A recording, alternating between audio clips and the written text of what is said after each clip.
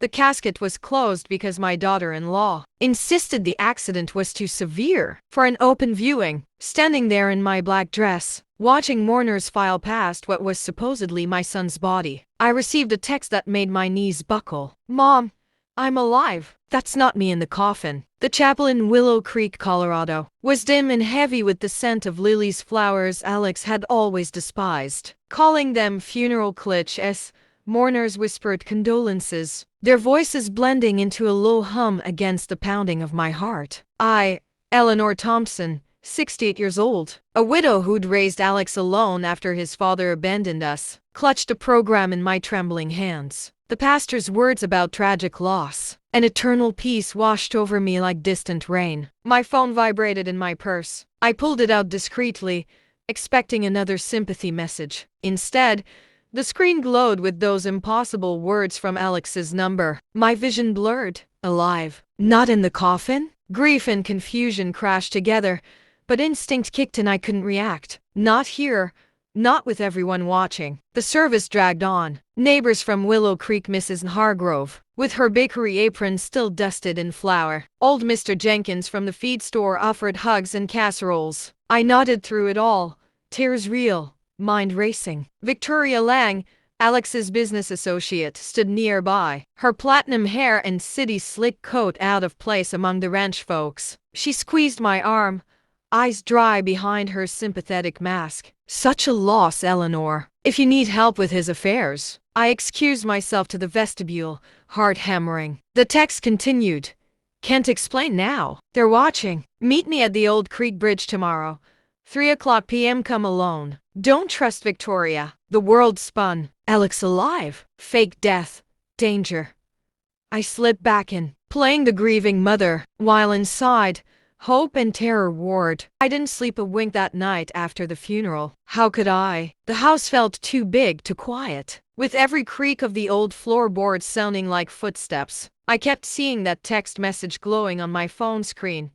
"Mom, I'm alive. That's not me in the coffin." I sat at the kitchen table until the wee hours, nursing a cup of chamomile tea that went cold in my hands. The same table where Alex used to spread out his homework, asking me to check his math or read his essays aloud. The same table where he'd sat just last Christmas, telling me about his new opportunities in Denver with that excited spark in his eyes. I'd warned him gently then, mother's instinct, prickling, but he'd laughed it off. "Mom, it's legitimate. Victoria's got it all figured out." Victoria.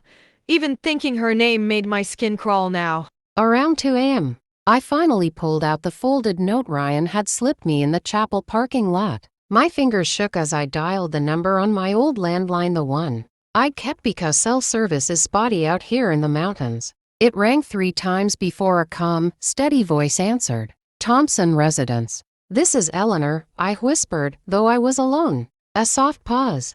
"Mrs. Thompson, this is Special Agent Miguel Ramirez, FBI out of Denver. First thing, Alex is safe. He's in protective custody. You did good not reacting at the service." Relief flooded me so strong I had to sit down. My boy was breathing. "Thank God. Tell me what's going on." "All of it." Agent Ramirez didn't sugarcoat it. He spoke clear and slow, like he knew an old woman's heart couldn't take too many shocks at once. Alex had moved to Denver chasing big dreams, a startup, investors, the whole bit.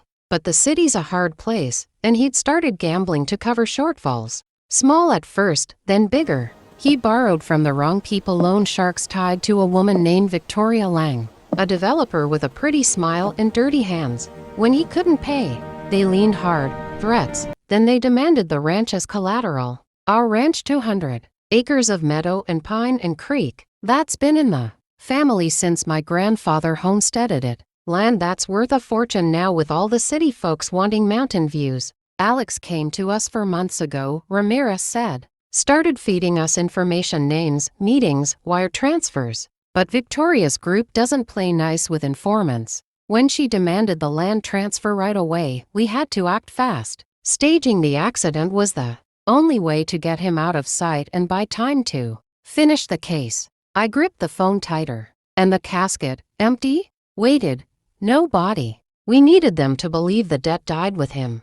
My voice cracked. "So why come after me now?" A quiet sigh on the line. Because the deed's in your name alone, ma'am. Harold transferred it to you during the divorce. Smart move on his part, even if he was a coward for leaving. With Alex gone, you're the sole owner. Victoria will come to you as the grieving mother, offer to help settle his affairs, push you to sign everything over to clear imaginary debts. It's her pattern: target widows, elderly folks who won't fight back. I thought of Victoria at the funeral, squeezing my arm with those manicured nails, murmuring condolences while her eyes scanned the room like she was already measuring the land. Rage bubbled up, hot and fierce. What do? I asked. Play the part. Grieve publicly. Let her approach. We'll guide you every step through, Ryan. Dead drops, secure calls. When she makes her move, we flip the trap. You're stronger than you know. Mrs. Thompson, Alex says you're the toughest person he's ever met. After we hung up, I sat staring out the window at the snow-covered fields silvered by moonlight. The Rockies stood dark and eternal in the distance, same as they'd stood through blizzards, droughts, Harold's leaving. Every hard year I'd scraped by raising Alex alone.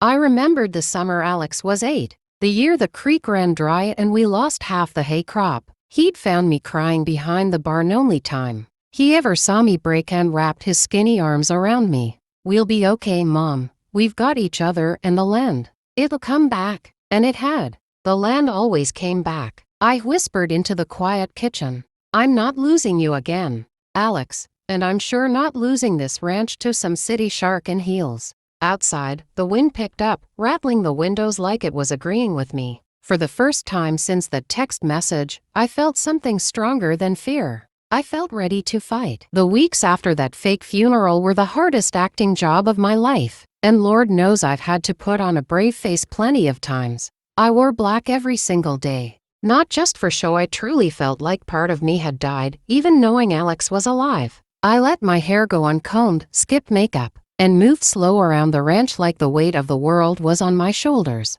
Neighbors rallied around me. Something fierce. Mrs. Hargrove from the bakery brought pies twice a week. Old Mr. Jenkins fixed the loose gate on the corral without me even asking. Jake, our ranch hand friend who'd been around since Alex was in diapers, chopped extra firewood and stacked it on the porch. Can't have you running out in this cold, Eleanor, he'd say, eyes soft with worrying. Town gossip ran wild, of course. At the feed store or the diner, I'd catch whispers. Poor Eleanor Thompson, burying her only boy after raising him all alone. Heard it was a bad crash car went up in flames. Some folks even speculated about Alex's troubles in Denver. But I'd just dab my eyes with a handkerchief and they'd hush up quick. Victoria Lang wasted no time circling. She showed up exactly 2 weeks after the service, pulling into my drive in that shiny black SUV that looked so out of place on our gravel road. City boots, expensive coat, hair perfect even in the wind. She carried a bouquet of store-bought roses, red ones, like she knew they were Alex's favorite as a child. Eleanor, dear, she said, voice dripping with sympathy. I'm so sorry for your loss. Alex and I were close business associates. May I come in? I let her. Poured coffee with hands that trembled just enough to sell the story. We sat at the kitchen table, and she started soft-talking about how talented Alex was, how much potential he had. Then came the pivot, smooth as silk. I hate to bring up practical matters at a time like this, but there are some debts from his ventures. Investors are pressing.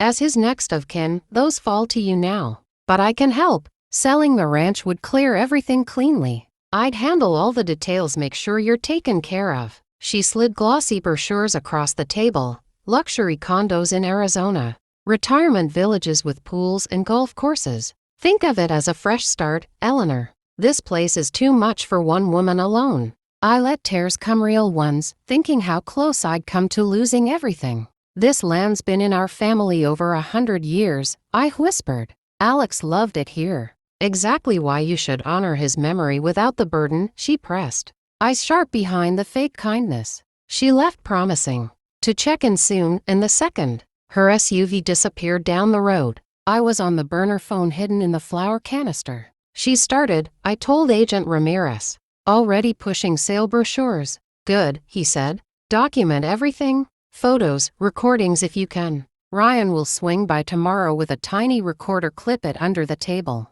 Ryan did just that the next afternoon, coming under the guise of checking on the widow, in the barn. Away from windows, he handed me the device and updates. Alex is holding up. Misses you terribly, but he's safe. I swallowed hard. Tell him I miss him too. And that I'm fighting for us. Spring was creeping in, snow melting into muddy creeks, aspens budding pale green. I walked the land every day, boots sinking in the soft earth, talking to the pines and the sky like I used to talk to Alex when he was little. The wildflowers were starting to poke through Indian paintbrush and lupin. Same as always. Nature doesn't stop for grief, real or pretended, and that grounded me. At night, I'd sit on the porch swing Harold built before he left, wrapped in a quilt Alex gave me one Christmas, and remind myself why I was doing this. For my boy, for our home, for every other family Victoria might target next. I was 68 years old, knees aching from years of ranch work, but my spirit, that was stronger than ever.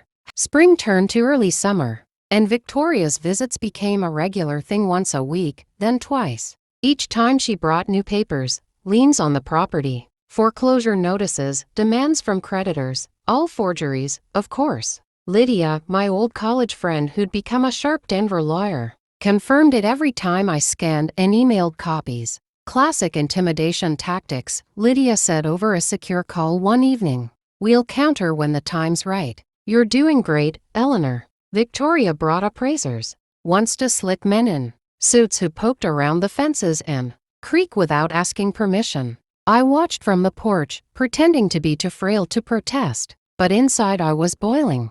Near misses started piling up. I'd spot unfamiliar cars parked down the road, or catch a glimpse of someone watching from the tree line. One night, thunder rumbling over the mountains. I got my first call from Alex on a secure line. Mom, his voice, even distorted, was the best sound I'd heard in months. Alex, I whispered, tears instant. Oh my boy. We only had 10 minutes, but it was everything. He poured out his guilt, how stupid he'd been chasing quick money, how Victoria had drawn him in with promises.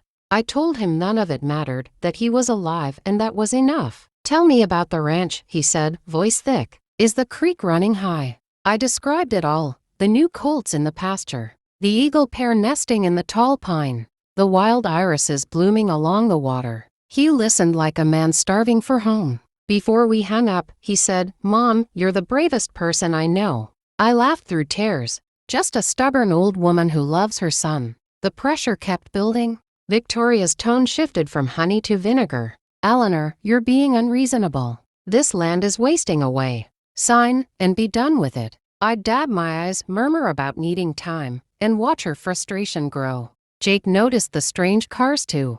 You sure you're okay out here alone? He asked one day while fixing a broken fence post. I've got good friends watching out for me. I told him with a wink he didn't understand. I reflected a lot on those walks. About Harold walking out when Alex was 3, leaving me to figure it all out. About raising my boy through chicken pox and broken arms and teenage heartbreak. About turning 68 and realizing age is just a number when someone threatens your child. Victoria had a backstory too. Ramirez shared bits. Foster homes, abandonment, building her empire on ruthlessness because trust had burned her young. It almost made me pity her. Almost. But pity doesn't stop a predator. Only standing your ground does. By midsummer, the heat shimmered off the fields, and Victoria scheduled what she called our final meeting. At the old diner on Main Street. I arrived early, heart pounding like a drum. She'd laid out a thick stack of documents, deed transfers, quit claims, all designed to strip me of everything. We hadn't been seated 5 minutes when I accidentally knocked over my water glass. It spilled right across the papers. Oh dear, I'm so clumsy. I gasped, dabbing with napkins while my other hand slipped my phone under the table. Snapping photos fast. Victoria's eyes narrowed, but she forced a smile. No harm. I have copies. I excused myself to the restroom and texted the pictures to Lydia. Her reply came quick. Forgeries everywhere, fake notary stamps, altered dates. We're crafting counters now. Subtle changes that'll make signing them a federal confession. That evening, Lydia and I spent 3 hours on the phone, going over every clause. Add this provision, she'd say. Shift that wording just enough to trigger automatic reporting. Requirements. My hand cramped from note-taking, but hope burned bright. Interactions filled my days, Ryan dropping by with coffee and quiet encouragement. Neighbors gossiping over fence lines. That city woman's been around your place a lot. Eleanor, Jake helping with haying, eyes watchful. Then came the night that tested me most. Past midnight, truck lights swept the drive. Doors slammed. 3 masked men burst into the house before I could reach the shotgun. Terror hit like ice water. One pinned me to the wall. Sign tomorrow, old lady, or join your son. I feigned submission, voice quivering. Nodding fast, but my free hand slipped my phone from my pocket under the table. Texted Ryan, intruders. Now, thumb hovering. Heart in my throat when one glanced my way. A near miss that left me shaking. They smashed Alex's childhood trophies on their way out, laughing. But sirens wailed minutes later. FBI had been watching the road. 2 arrested fleeing. The third sang like a bird, implicating Victoria. She panicked after that. Pushed the final signing forward, thinking I was broken. Under the starry Colorado sky that night, bruised but unbroken, I whispered to the wind. Not yet, Victoria. Not even close. The weeks leading to the final trap were pure nerve-wracking suspense. Victoria demanded we meet at the county clerk's office, neutral ground, she said. I agreed, playing defeated. Daily life went on around the fear. Town festival and July pie contests, kids' pony rides on our pasture with permission. I judged the quilting entries, smiling while scanning crowds for unfamiliar faces. More near misses. A tale I lost on back roads coming home from town. Anonymous calls breathing heavy into the phone. Once, my barn cat came in with a tiny tracking device tangled in her fur.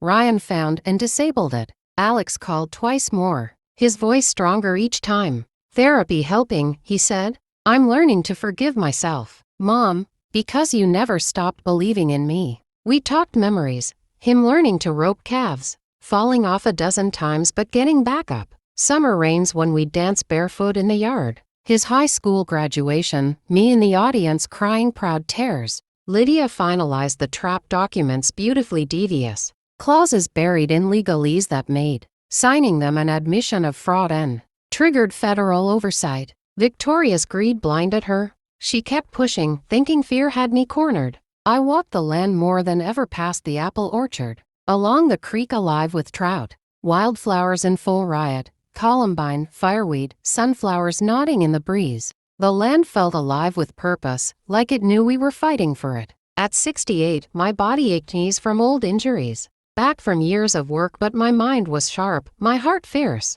I'd survived abandonment, poverty, loss. I'd survived this too. And when the day came, I'd be ready. It was a bright August morning when I drove to the county clerk's office. Trap papers in my bag, hands steady for the first time in months. Victoria waited inside, smug in a crisp suit, David, her main enforcer, at her side. Let's end this, Eleanor. Sign, and you're free. I sat slow, like the defeated widow they expected. Opened the folder with our altered documents. My lawyer prepared these. Said they protect everyone better. David frowned but started reading. Victoria flipped pages impatiently. For 40 minutes, I answered questions calmly, while they studied clauses that looked favorable but were pure poison. Lydia's genius. Accepting the transfer constituted confession to prior fraud and required reporting to authorities. Urgency helped. I mentioned tax changes after midnight, nonsense, but it sounded official. No lawyer available late on a weekday. Finally, greed won. They signed every page. The second the last signature dried, I excused myself for the ladies' room. Walked straight to the sheriff's office next door. Tom Bradley, who'd known me 40 years. Tom, I said quietly, I need arrests. Multiple felonies. And I've got signed confessions. His eyebrows shot up, but he listened. I laid it out. Fake death, fraud, threats, trap documents. Showed him the evidence. Within minutes, unmarked cars surrounded the building. FBI agents Ramirez leading stormed in. Chaos erupted. Victoria lunging for papers. David reaching for something in his jacket before cuffs snapped on. Confessions spilled under pressure. I stood outside in the sunshine, watching them led away. Relief so deep it nearly buckled my knees. Ramirez approached, smiling. Beautiful work, Mrs. Thompson. Case closed. That evening, Alex walked through my front door. We didn't speak at first, just held each other on the porch while the sun set gold over our mountains. Then the tears came, and the laughter, and the healing began. Justice served. Family whole, land safe. And me, I'd never felt stronger in my life. I never thought I'd see the day when my ranch would be filled with so much laughter again. It started with Alex walking up the gravel drive that crisp autumn morning, duffel bag over his shoulder, looking thinner than I remembered, but with his eyes clear for the first time in years. I was on the porch shelling peas, same as I'd done every fall for decades. When I looked up and saw him, the bowl slipped from my lap, peas scattering everywhere, and I didn't even care. I ran down those steps, faster than my 68-year-old knees should have allowed, and pulled him into my arms. We stood there crying like fools for what felt like ours, mother and son, both thinking we'd lost each other forever.